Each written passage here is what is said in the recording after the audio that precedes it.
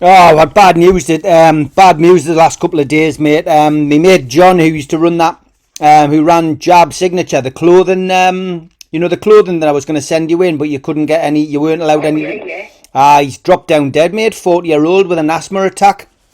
Wow. 40, mate. Unbelievable. I mean, it wasn't anything to do with COVID or anything. He's just had an asthma attack, and sadly, I didn't know you could die with an asthma attack. Yeah, some people really suffer from it badly, Charlie. You know what I mean? And do they just stop breathing? Yeah, basically. Yeah. 40 years old. Lovely, lovely bloke, mate. You couldn't have wished for a better mate. You know what I mean? I had him up at Christmas. Got him his Christmas dinner when he was up. When we had that day out when you spoke to him on the phone. Oh yeah. You remember when I passed the phone round and you spoke to everybody? Yeah. That was him. Wow. Unbelievable. Was he married with kids? I mean, he's got two big lads. I mean, two twin boys. He's got twin boys, but they're like men now, But he leaves behind a little 10-year-old girl called Mia. I'm sad to hear that, Called Mia, and his wife Nicola. I mean, listen, when we're finished, maybe he's drop a message. If you ring back, leave a message, I'll pass it on to her. Nicola and Mia, that's the names. Nicola's the wife. When are they going to have the funeral? Well, it's too early to say yet, but I'd imagine it's going to be on the Friday next week. I'll tell you what, I'd appreciate it if you could sort us out a wreath. I will do, not a problem. Better put it down as Charlie Bronson, Yeah, I will do. I'll do that for you, no problem, brother. Yeah, just put max respect, yeah. Charlie Bronson. I will do, mate. I will do, yeah. Yeah, I'll appreciate that. I will. I'm sad to hear that. Good, mate. It's I live my life. To the full, Charlie, and you know me. You know what I'm like, and this is the reason I do it, because you just never know. You never know. You've got to take every day as it comes. You never know. You never know if you're going to be here tomorrow. You never know what's round the corner. Awful, mate. Awful. Anyway, a bit of football's on the telly tonight. Oh yes, Manchester United against Middlesbrough. I fancy Middlesbrough. Do you want us to put a bet on? The reason why is because Roy Keane's just taken over there. Right. And you know what he's like? Mm-hmm. He'll have them players they're going to be playing serious football with him. Oh, I think Keano's gone to Sunderland, man. Oh, is he? He's gone to Sunderland, yeah. I tell you what, who Middlesbrough have got, Chris Wilder. What, he's just gone there? Aye, Chris Wilder's been there about 4 or 5 weeks, and he's... Who's Chris Wilder? He managed Sheffield United. He didn't do much good, did he? He did all right. He got them to the Premier League, and that's what Middlesbrough need, because Middlesbrough are a championship team. Yeah, well, I fancy Boro tonight. Okay. I'll have 30 quid on it. 30 quid on Middlesbrough. Straight win. Now, you should get good odds there, Yeah, I would imagine so. I'll have a look. He's at Manchester United. Yeah. But I don't rate Man United anymore. Nah, they're no good, mate. They're no good. They're on a decline. I don't rate them. They messed us around about Lingard, didn't they? Yeah. But then that Mason... So what else is happening out there? Any news? All good, mate, to be honest. I'm just cracking on with, various things and just trying to make a few quid. I mean, I keep in touch with Richard and Gemma. Always keep in touch with them. I put them in touch with, I put Gemma in touch with Sarah, the journalist, direct. So that's good. So she's got a direct link with her. I think with her going to visit on Valentine's Day, Sarah was hoping that you would get some kind of story out of that. But I said to Gemma, I says, look, don't get pushed into something. I says, just make sure that you're in control. You know what I mean? You discuss it with Charlie. And I says, I said, you need to benefit Charlie's website and the campaign and stuff. I says, so when things are ready, then give her the story, Because you want maximum publicity for that, Charlie, Good bit of advice, that. But the other thing as well is the journalist says, well, she's got another story. She'd like to know what your thoughts are on the way the way of the world now. That it's quite a woke world we live in. And Minnie Mouse last week I don't know whether you saw the announcement from Disney, but instead of having Minnie Mouse in a dress, she's now wearing a suit. Because what's your view on the woke society we live in? Oh, that's fucking mental. It's mental, isn't it? But It's insanity, mate. I don't understand it either. Like, I was laughing the other day with that famous the famous dwarf. Yeah. Who's in all these big major movies. He's complaining about Snow White and the Seven Dwarfs. He thinks it's an embarrassment to the dwarfs. Mm-hmm. But the only reason he's saying that now is because he's made millions out of his own acting career. But the dwarfs that play the Seven Dwarfs, yeah, right, they're all happy playing it. They got no fucking problems, and they're earning a pound note. You can't say anything now, though, Charlie. I know. You genuinely cannot say anything. I mean, when I do the podcast, I have really got to be careful what you say there, because people have been complaining.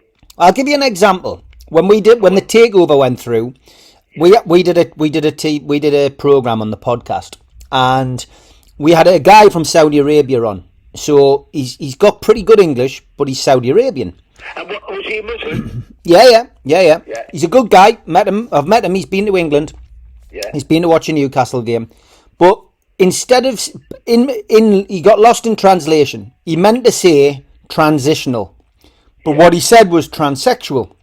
Right. And when he said that, somebody who represents an organisation for the LGBT community basically took what he said and twisted it. So they then...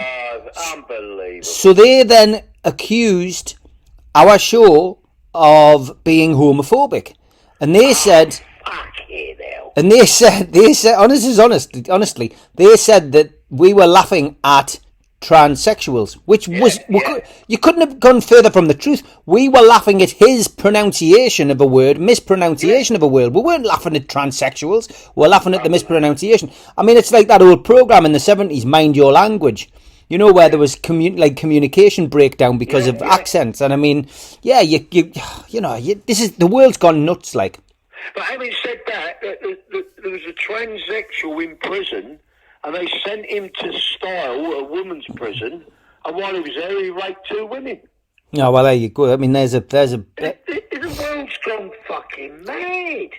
It works both ways, like, doesn't it? It works both ways. Yeah, it fucking does, mate. And, it really does, you know. It's like nowadays in prison. It's not the same anymore, Steve. You know, there used to be some tough old inmates in prison. Proper hard men, you know. Mm-hmm. People like Roy Shaw and people like that. Freddie Mills. Tough boys. They're all fucking idiots there. Yeah, it's gone now. Crying and moaning. And the truth is, they've never fucking had it so good. They've got TVs, CD players, DVD players, proper slippers, bedspreads, curtains, and there's still fucking phones in the cell. Not all prisons, but most prisons. Phones in the cell, and they're still fucking moaning. Crazy, isn't it? Absolutely. I go back to the late 60s, early 70s. All I had was a piss pot, a jug of water, and that was it. If I got a library book, I was lucky. Yeah, it's just so... It's a society we live in now. It's society. It is, you know, everyone wants everything for nothing. So many people just believe that, you know, they're owed something as well. It's like my son, Michael. I told him in 96, I said, look, listen, son, because I hadn't seen him since he was a boy. And I said, look, listen. I said, rob a bank or get a fucking job, but don't be a ponce. Yeah. And he's still taking drugs. He's in and out of fucking clinics all the time. He's broke my heart, mate. Yeah, sad. So sad. And if you're doing that at 50 years of age, you ain't going to change, mate. Of course you're not, mate. Because it's ingrained into you. That's the problem. It's ingrained.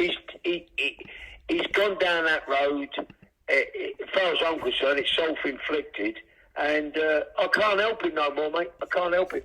No, it's sad, mate. It's sad. There's nothing you can do. Fucking tragic. If I was outside, I'd take him somewhere and fucking lock him up for a couple of weeks and just dry him out, you know? Yeah. But I can't do nothing. I've over the years, I've sent him money, gold chains. I bought him trainers, tracksuits. But what's the fucking point? Secrets of the Krays. Have you been watching it? Yeah. What have you thought? Up to now, I think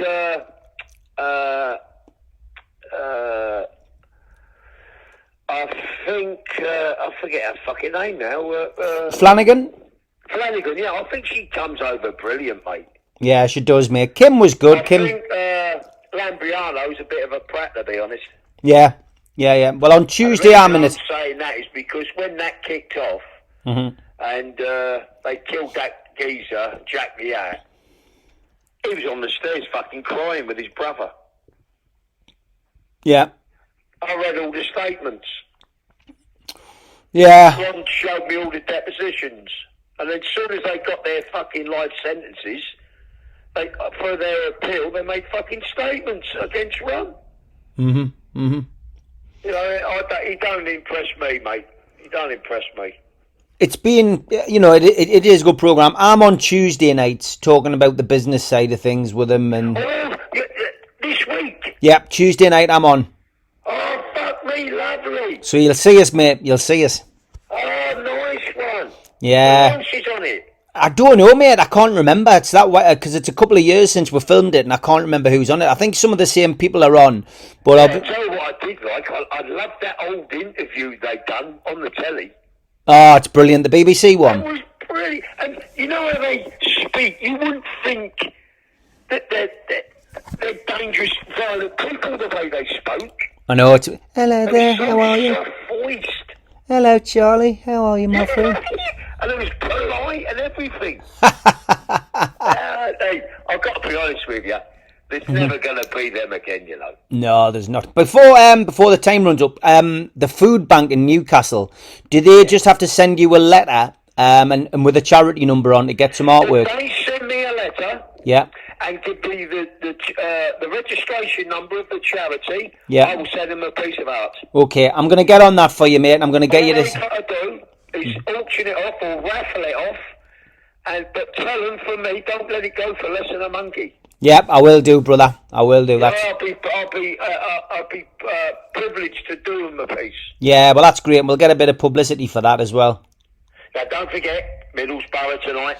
I'll put that on, and if you can do us a favour, ring him back. It's Nicola was John's wife, and Mia is his daughter, who's 10. What's her name, Nicola? Nicola's the wife, and it's Mia, the daughter. Right, leave that and I'll do that now. And he was called John Owen and it was Jab. He had the clothing brand Jab Signature. So it's John, wasn't it? It was John from Jab, yeah. Right, leave that to me. I'll sort that. All right, great to speak to you. I'll get that bet on today.